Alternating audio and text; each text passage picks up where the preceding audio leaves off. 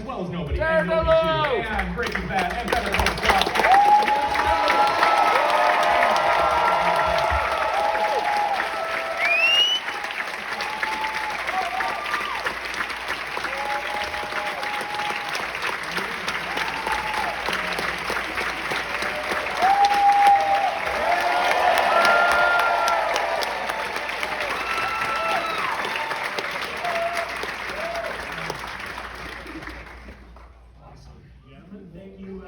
Thank you for being here.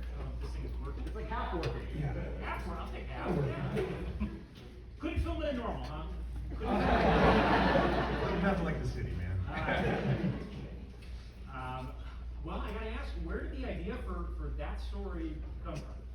We were on the set of the first Nobody, and his producing partner and producer on this movie, Mark Provisario, and I rode a bus behind Bob while he was doing some scenes, and he said, what have you been working on? I wrote this thing last night. And it was the first treatment of Normal, and it just kind of like sat on the shelf, but Bob knew about it, we talked about it, I sent him some ideas one day, and one of them was referencing this, he's like, I remember that, and then we got together, and finally, he called me going, let's do that one.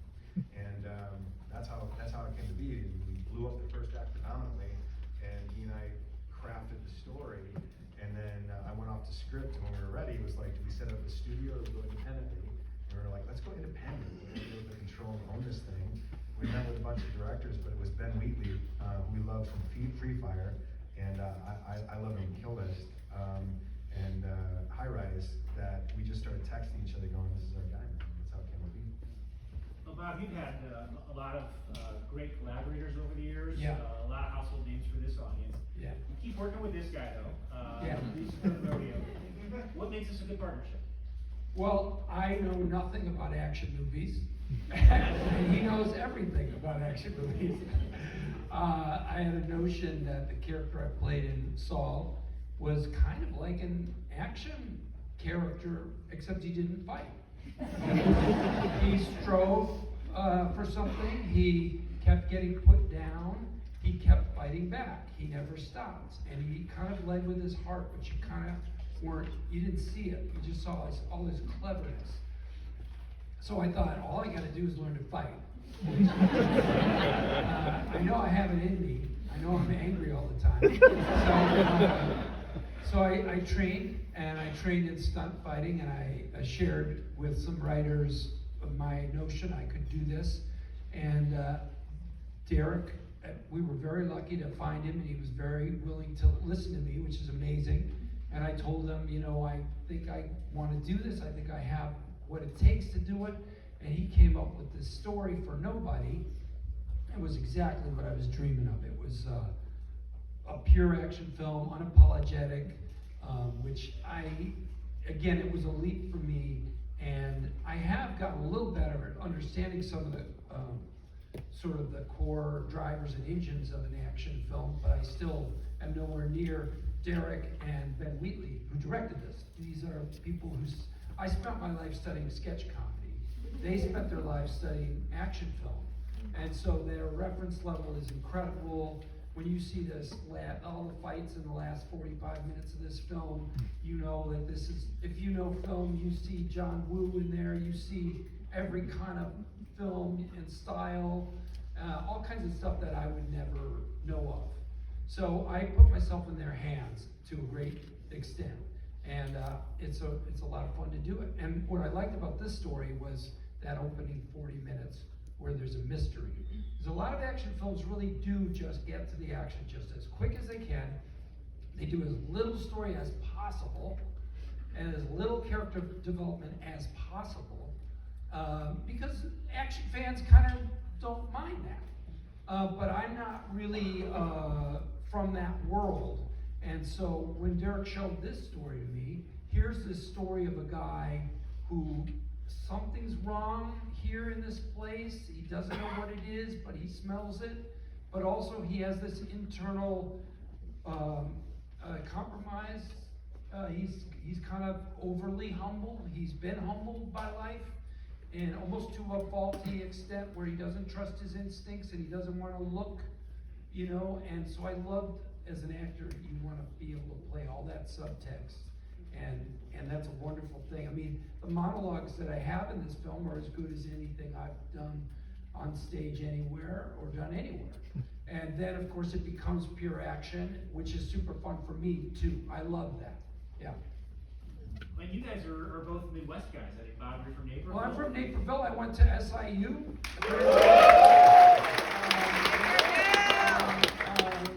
My nephews all go to college here. One of them is hoping to go to Normal.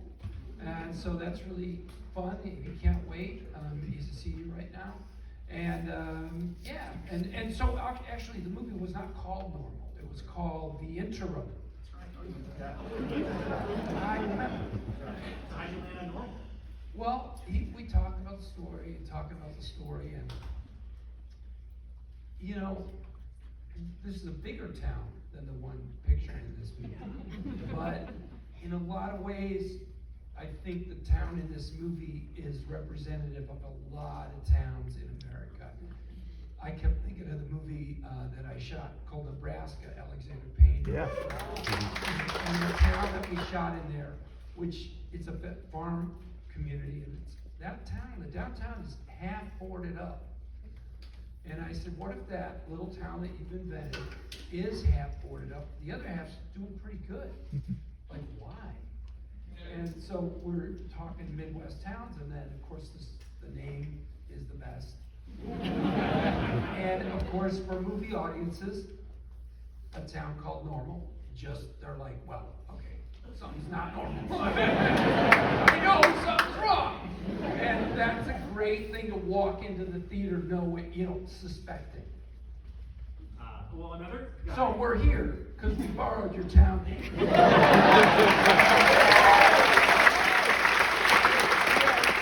fully aware that, no spoilers out of this room. We fully know the Yakuza don't have money. Or do they? Oh, I see some pretty nice clothes. It's all Minooka. Yeah. Well, another guy who's from Midwest would be Jimmy McGill, Saul Yeah. Goodman, Yeah. Cicero, Illinois. Yes. Any Breaking Bad? Look at Jimmy! You know, as a Mr. Show head, I gotta ask at least Okay. one Mr. Show related. Sure.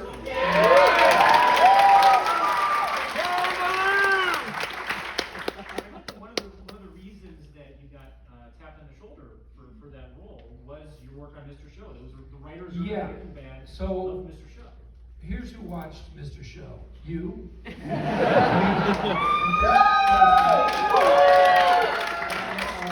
Bunch of rock musicians on tour buses.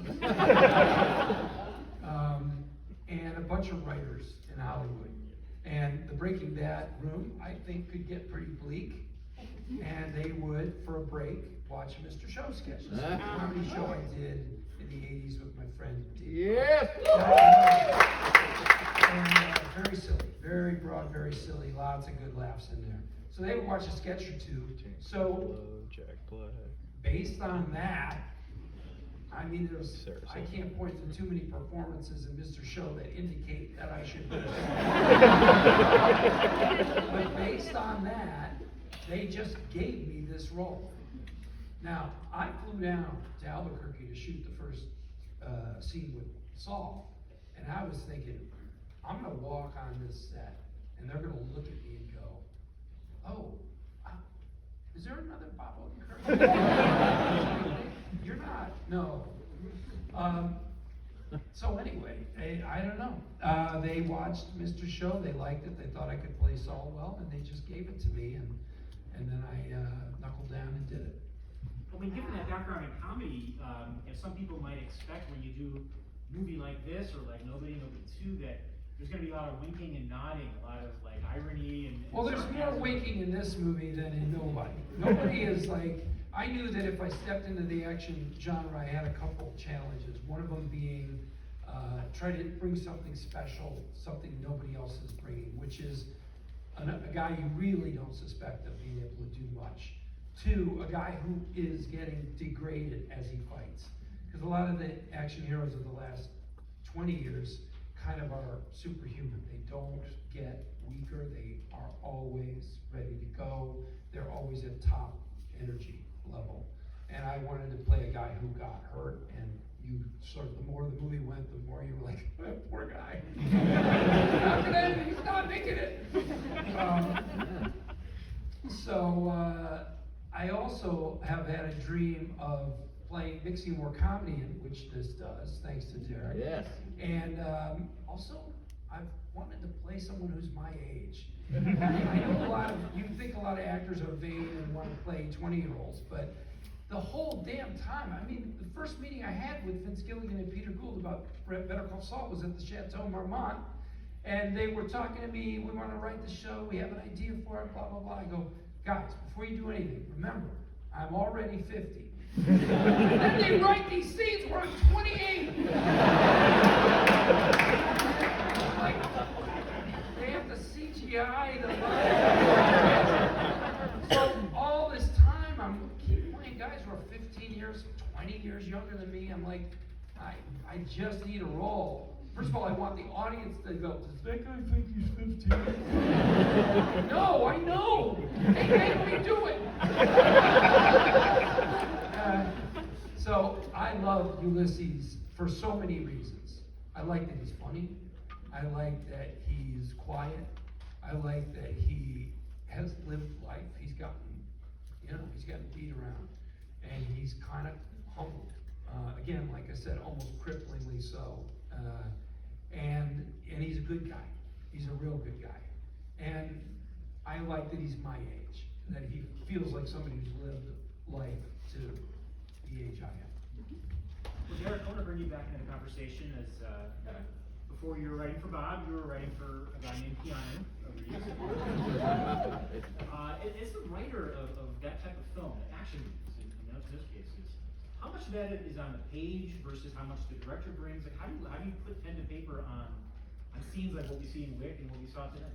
Well, I grew up with kung fu movies that came out of Chicago on WGN, like Saturday afternoon. My grandparents went. It was called Kung Fu Theater, and everyone had a different style, and every action scene had a 3-act structure.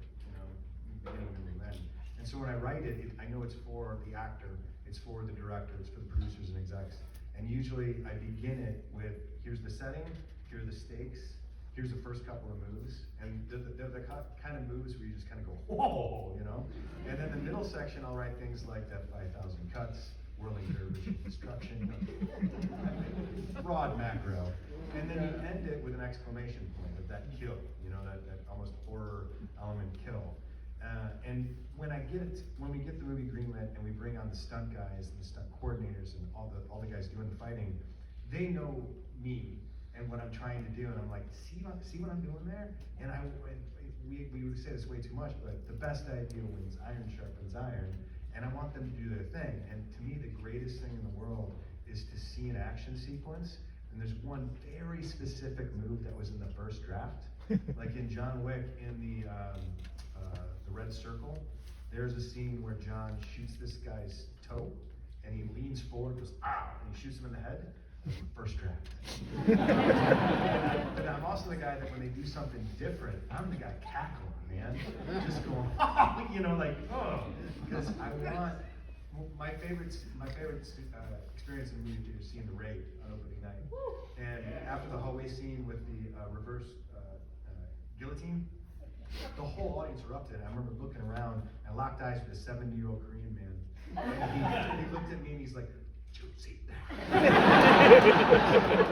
like normal, we're in the other room just grinning because we kind of know where you are in the movie, and you hear that going on here. It's just good for the soul, man. And I'll just reiterate in the middle of this so that other people can have that experience too. Please don't spoil the film on social media by giving away any details. Please do spoil the notion that you had a good time.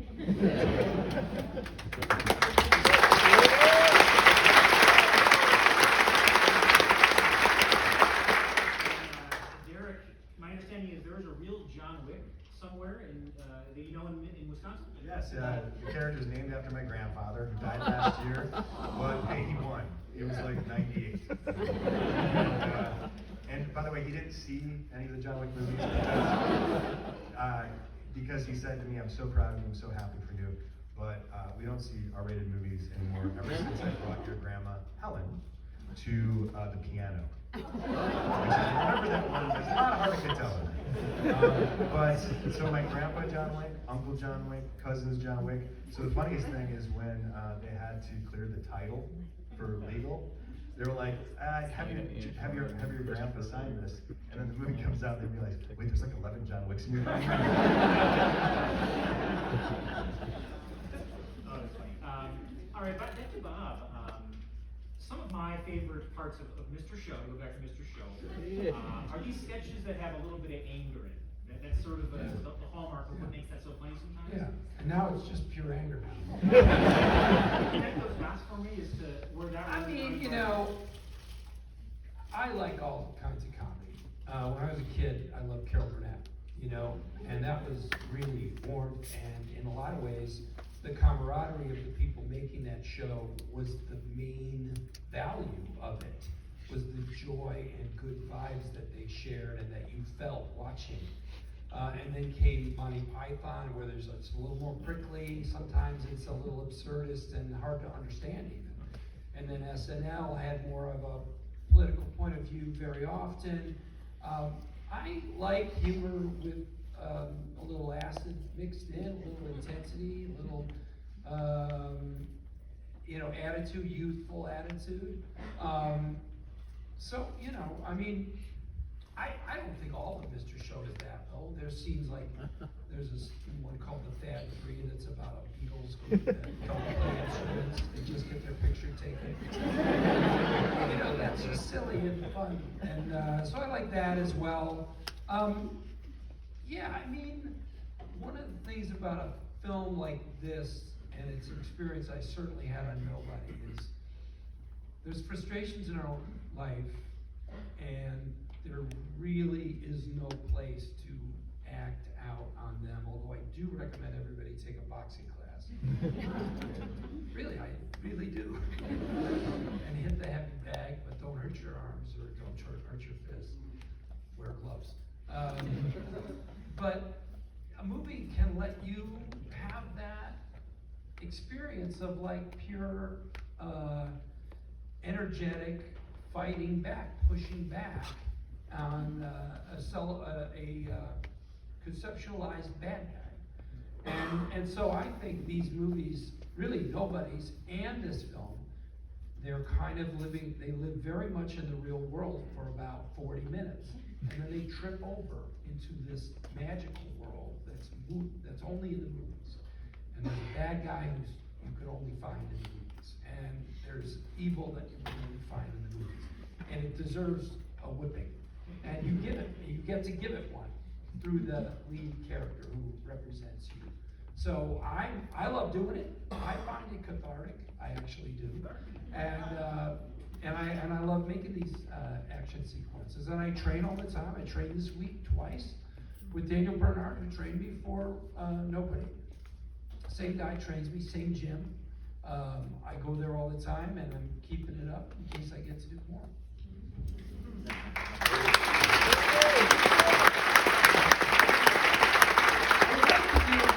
would like to do one of the things that inspired me to do action at all was Jackie Chan film called Police Story. It's an earlier Jackie Chan film, but not that early. I guess it's mid in life. Yeah, it's really fun. And it's in Jackie's films there's really no blood, or at least some of those early ones. There's no blood. People get hit, they fall down. And I watched it with my kids, and they loved it, which was a rare experience for us to be able to share a film. For a variety of reasons, it was really a special film to us. And if you saw Nobody 2, I tried to do my Jackie Chan homage in The Duck Boat, which is a fight with more humor in it and more, comical moments than you would used to be seeing. But I'd really love to do a whole film that way that is not R-rated, that doesn't have any blood in it, and and that is more about cleverness of fighting. Just because it was so great for me and my family. But right now, we got this. With loads of blood. And all kinds of kills. When our time is limited, I'd like to invite maybe one or two questions from the Yeah, audience. where are we at on our time? Because we have a special thing. Yeah. What's that? We're out of time, yeah. Okay, so we'll take two questions. Yeah. Yeah. So from these two different viewpoints, screenwriter and actor, were there any points where your separate visions kind of clashed and was that supposed to be about? No, that's okay. You can say, people can hear you, but go ahead and use it. Use it. Finish your question. You're done. So as a screenwriter and actor, were there any points where your visions differed on how to portray the character and how did you reconcile or? You know, out the gate, we saw the character Yeah. the same way. And one of the things we always talk about is the reason I like the action movies that I like is within the first 5 minutes, you love Indiana Jones. You love John Rambo. You love John McClane. And what he was bringing out the gate, having worked with him before, was where is this guy coming from and what is his dimensionality? I think when we see iron sharpens iron, it's not a gentle process, but usually it was in the plotting and the secondary and tertiary characters. I just drafted off of the character that was just being birthed through that treatment. Derek, when he says he's, open-minded or willing to hear any idea, he means it. Not everyone does mean that. He does. He'll hear an idea from anyone who's participating in the filmmaking, and if it's good, he wants to use it. The challenge that I have is that I don't have the reference points that Derek and Ben, the director, have for action film. So one of the hardest things is I'm trying to make the movie, I'm trying to find, I have an instinct for something, but I maybe don't know quite how to say it, and I don't know how to reference something from the world of action that would represent what I'm trying to get. It's just because I don't have that, and I just often have to, there's a bit of a fumbling struggle as we find it, or don't find it, or I'm wrong. And Derek knows what to do. And there's certainly a point in these films, all of them, where I go, it's your film, I don't know this world. Oftentimes when the big bad guy shows up, from that point on, I back up and maybe I just look for that moment to address the subtext maybe of the character one or two more times, but I try to follow the lead of the people who know what they're doing. And on the day of shooting, when we're going through dialogue, it's like, That's when I'm a problem. well, I'll give you those 15 minutes before the cameras are rolling. But we got a shorthand, so I know what he's talking about. But it's a classic. We'll do the take as written, do the brand new take, and then as it's going, Bob will say, "Oh, I'm gonna try it this way," and Ben will say, "Oh, let me try it this way," and I'll say, "Oh, use this word," and it's like kids playing, man. Yeah, we'll do one more and then go ahead. You're such a champion of comedy. You help people like Tim and Eric Yeah. Brown and Birthday Boys. I was Yeah. curious what sketch comedy today, if any, that you're interested in or what's making you laugh now. Well, I love On Cinema at the Cinema. Very silly thing that's on the internet. It's been on for 13 years. They make a sort of abbreviated season every year. It's very silly. It's insane. It's this fake movie review show where the guys who are hosting it are actually having all these egotistical battles. And all this side drama that comes into this movie review show. It's really silly and fun. There's a project that I'm cheering for. It's finding its voice. I hope it does. It's called Mount Mystic Rangers. It's on YouTube, I think. I got to meet these guys. I'm not going to officially be a part of this show, but I've been talking to them because I want to see them succeed. They've really found a great bunch of characters to present. So it's kind of like The Office, but in a national park. And what else? There's some great people on SNL. Ashley Padilla is really funny. I guess I gotta stop there because we do have to move along. So I'm gonna do a quick thing. What was that question again, Derek? Mine? Yeah. What was the original title of John Wick? Raise your hand if you know. Don't look at your phones. Original title, John Wick. Raise your hand. What is it? Boom. Score. Did somebody else raise their hand? No. You knew it? Come up here, both of you. It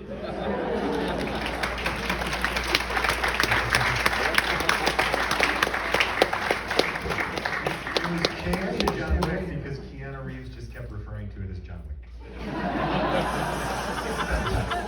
We're having a contest. Are you okay with that?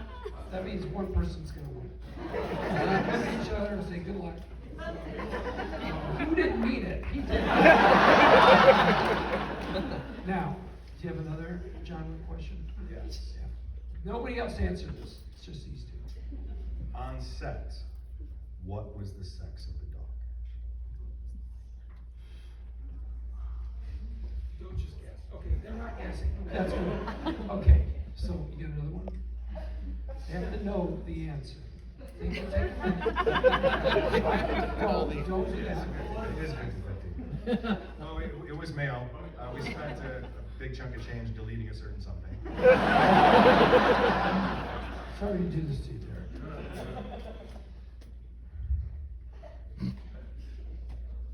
You know, it could be about the actual story itself. You should know if you paid attention. Like, it doesn't have to be an off-screen What trivia. was the vehicle? Okay, what year was the vehicle?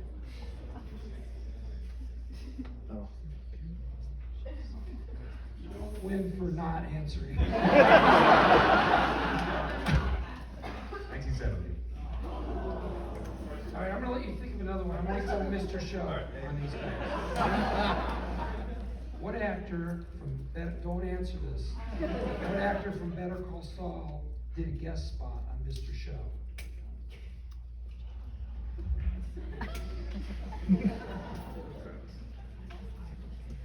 Michael McKean. Okay. I'm gonna do another.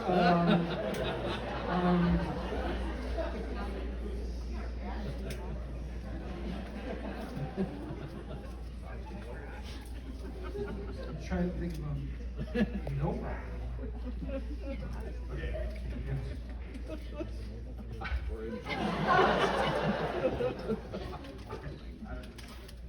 Why was the house blown up in John Wick 2?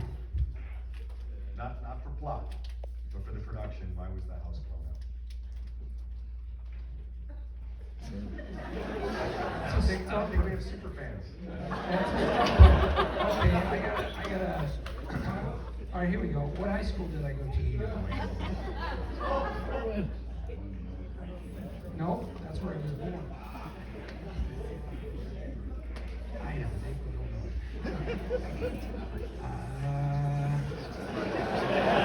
I think we wandered into a sketch. Yeah, I know.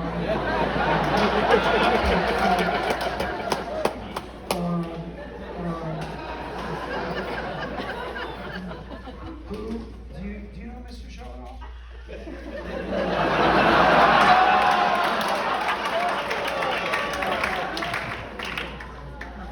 Ask them what your name is. Well, let's just do this. Who was the director of Nobody? Ilya Neischuler. Well, give it.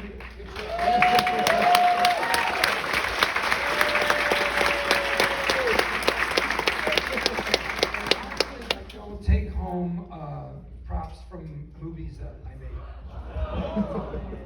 But I got a couple of these, so I'm going to give it to you. It's